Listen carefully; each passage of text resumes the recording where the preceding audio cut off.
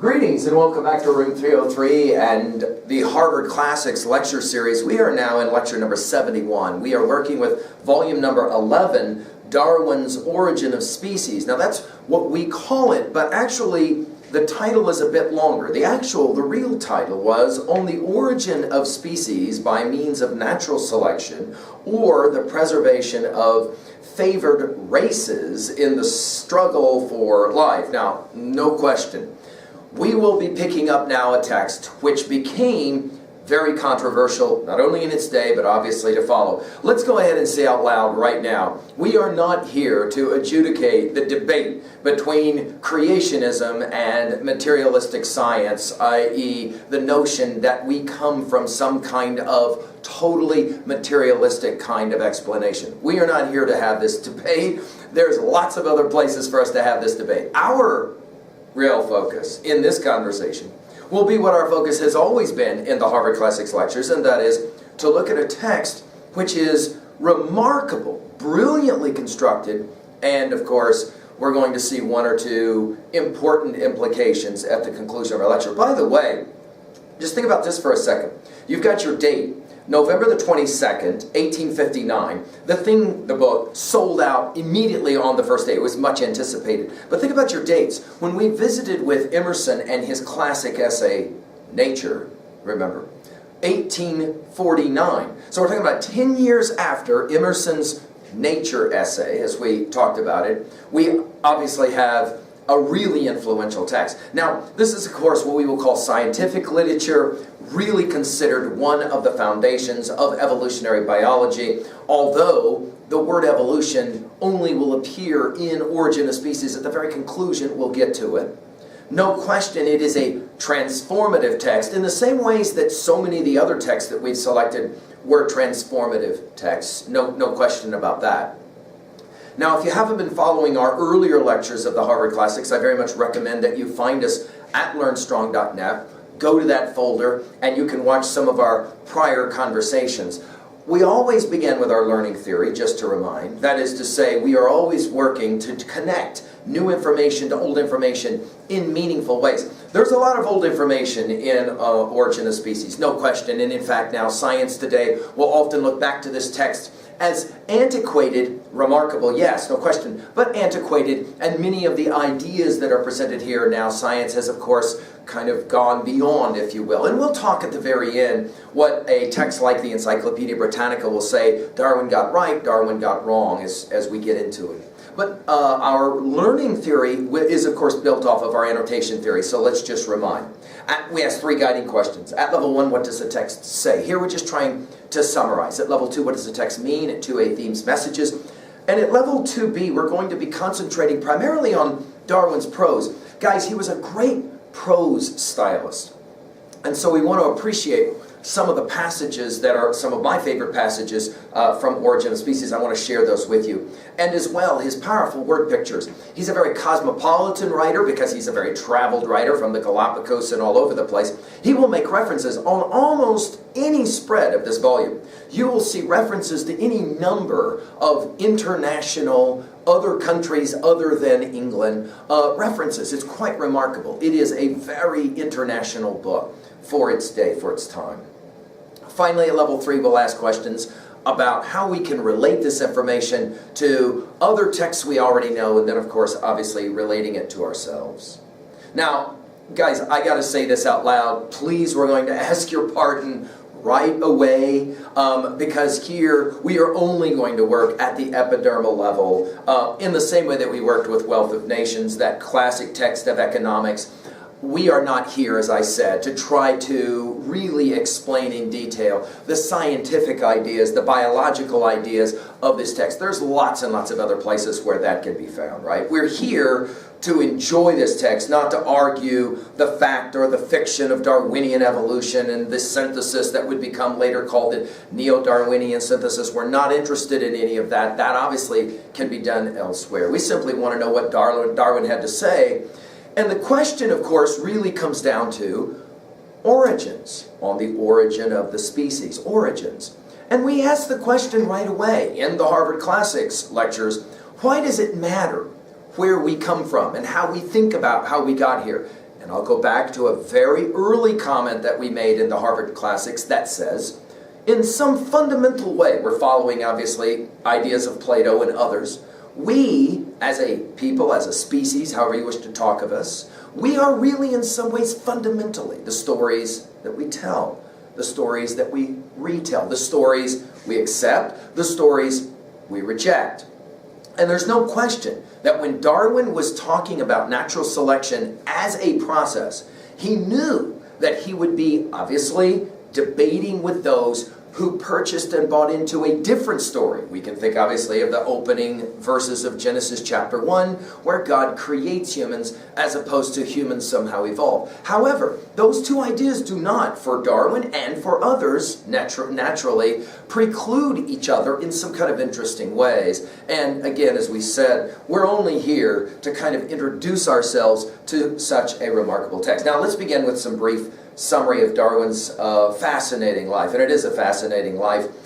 He's born, interestingly, the 12th of February, 1809, which is ironically the same date that Abraham Lincoln, our great 16th president, was born, right? He dies the 19th of April, 1882. Think about the date, though, of 1809, when Darwin is born. We are in 1909 for the first year of publication of Eliot's Harvard Classics.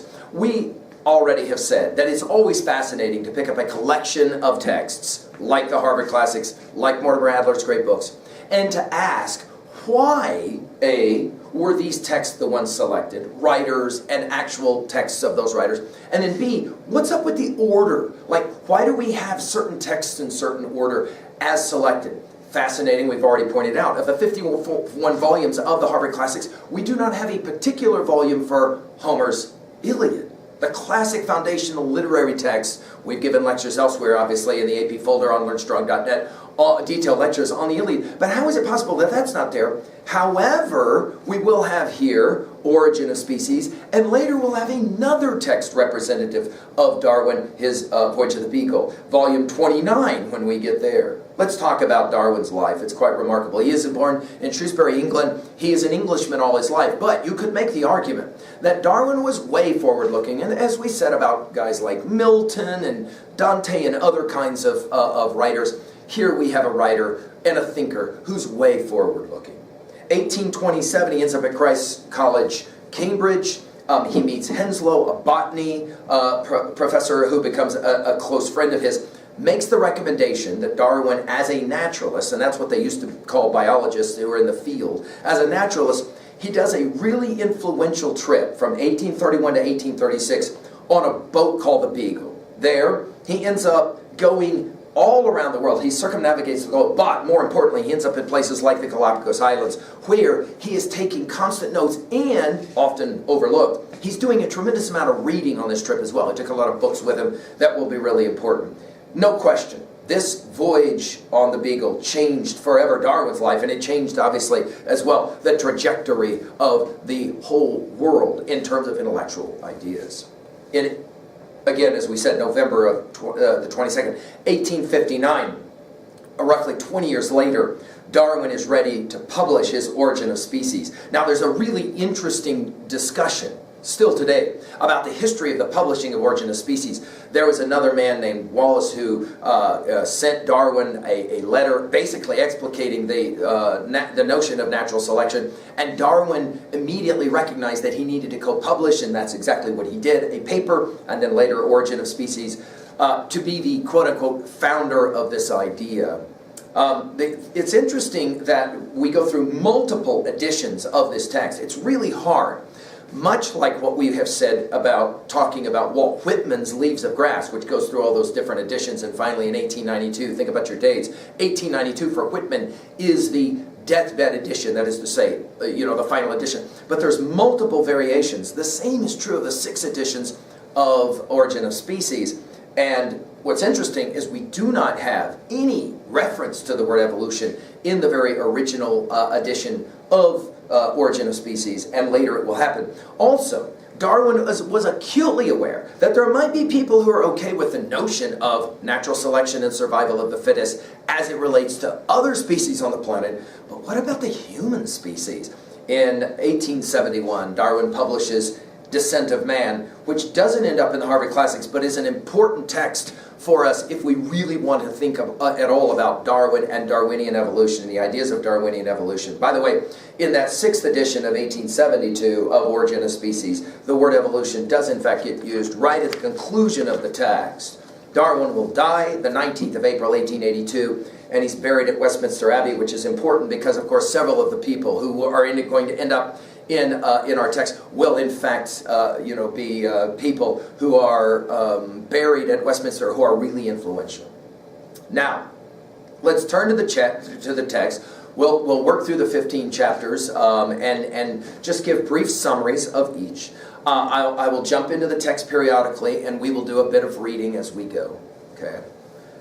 The Origin of Species begins actually with an introduction, which is fascinating reading right away.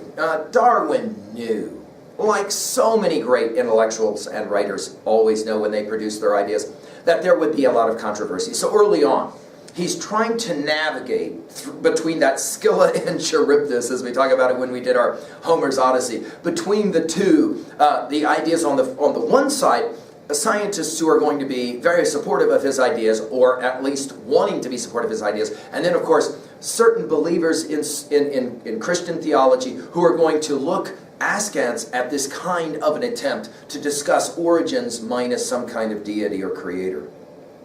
As we've already said, it all begins with his voyage on the Beagle to South America and the outlying areas, Galapagos Islands, of course, as we mentioned. Again, this voyage of the Beagle will find its way as a text into the Harvard Classics at volume 29. We'll give a lecture over that later, right? He says, as well as an introduction, that two things made him publish. We've already mentioned the Alfred Russel Wallace stuff. He also talks about failing health. Darwin struggled with health, especially at the end of his life, the death of family members, a son, those kinds of things. Ultimately, he said he had to publish. He says it this way.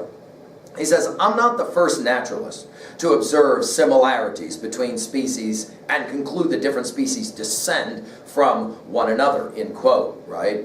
He gives an overview of the work. He begins with advantages of variations that are naturally selected over others and therefore have the best chance to survive, what we will call survival of the fittest. The key for Darwin, as he says it, is experimentation and observation. That is to say, these are going to be central to how he is going to approach this whole idea. The key is really, of course, scientific experimentation, inductive reason, as we often will reference it, right? Darwin will point out himself, as we look at a passage here, that he is epistemologically a fallibist, as we kind of talk about it in 303. Epistemology, what you can know, there's basically three positions. On the one hand, I am absolutely certain of what I know. Absolutist position, without question. Of course, the problem, as we've pointed out before with the absolutist position, is that people who hold this position can do things like fly airplanes into buildings and kill a lot of people because they are absolutely sure of what it is they know to be true. Troubling, no question.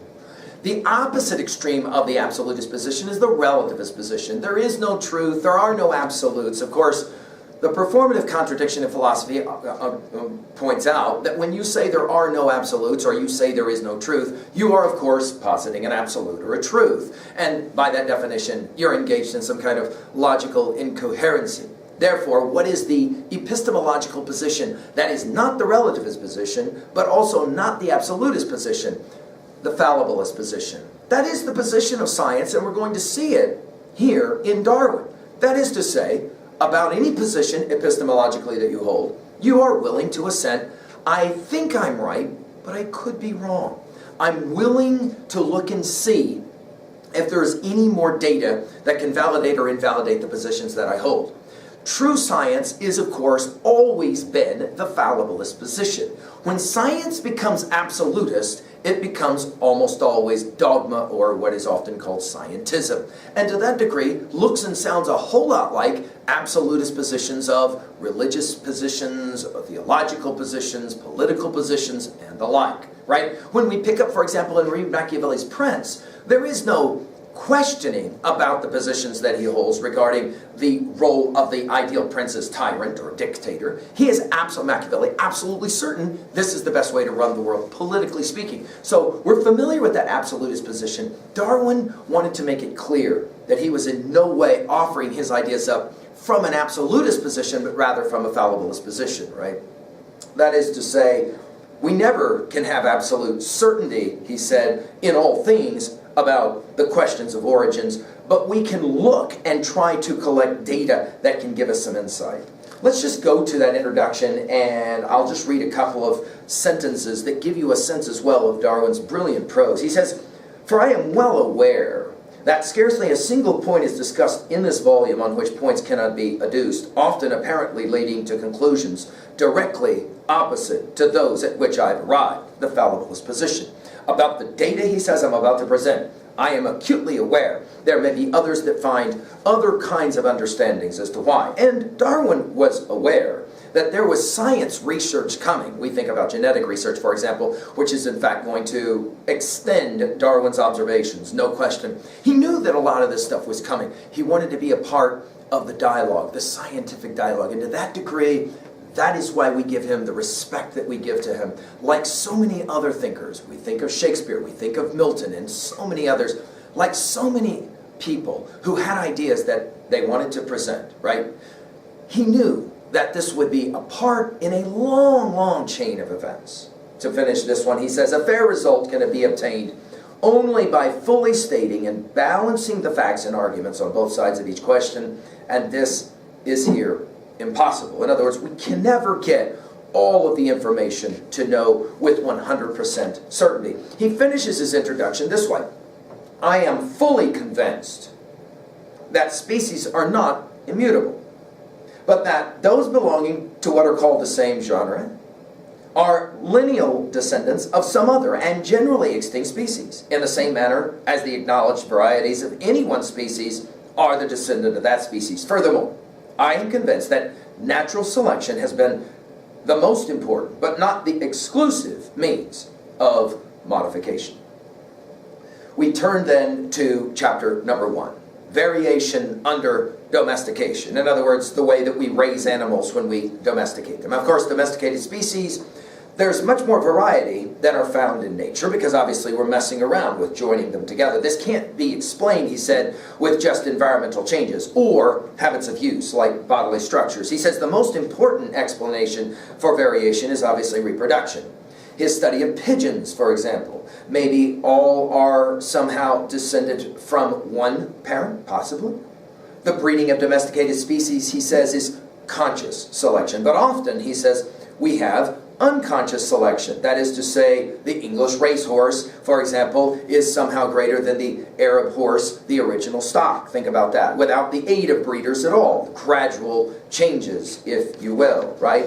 He says slowly, over time, you can have two stocks that were once related and can look yet very differently. He says the key, heredity is the key to explaining variation. More important than just environmental explanations. Let's jump into a few lines from chapter 1, just to get a flavor of how he will present his ideas. He says, "Many facts clearly show how eminently susceptible the reproductive system is to very slight changes in the surrounding conditions. Nothing is more easy than to tame an animal, and few things more difficult than to get it to breed freely under confinement, even when the male and female unite. How many animals there are which will not breed, though kept in an almost free state in their native country. This is generally, but erroneously, attributed to vitiated instincts." He will continue a few lines later with the following observation. He says, "The laws governing inheritance are for the most part unknown."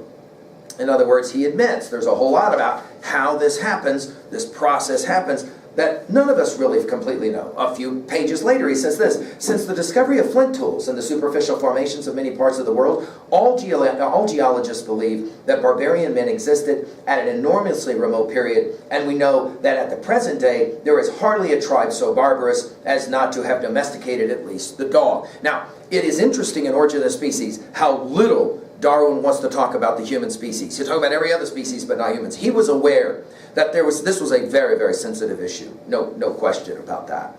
He continues a few lines later by saying, so it is in India, to give an example. And then a few lines later, he says, so it is in Persia, just to point out the ways in which, again, it's amazing how Darwin loves to make his examples from all over the world. This is a very international volume, in other words. He says, a few lines later, may not those naturalists who, knowing far less of the laws of inheritance than does the breeder, and knowing no more than he does of the intermediate links in the long lines of descent, yet admit that many of our domesticated races are descended from the same parents, may they not learn a lesson of caution when they derive the idea of species in a state of nature being lineal descendants of other species. Again, back to the fallibilist position, back to this notion of we have to be careful to the degree that we will absolutely claim certainty in terms of origins. He says a few lines later, the great power of this principle of selection is not hypothetical, he says. It's certain that certain of our eminent breeders have even within a single lifetime modified a large extent their breeds of cattle and sheep, no question.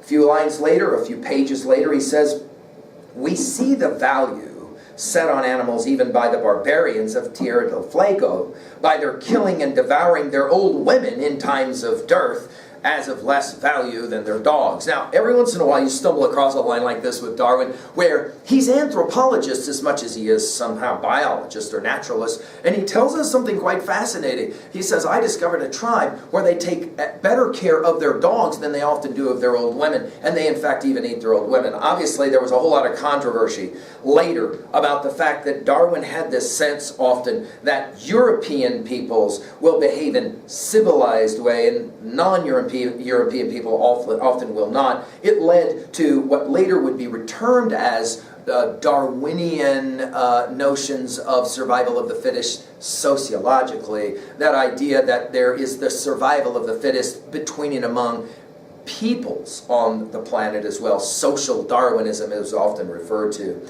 We'll see we'll see tipping of our hat towards that. Just a few lines later he says, a large amount of change, thus slowly and unconsciously accumulated, explains, as I believe, the well-known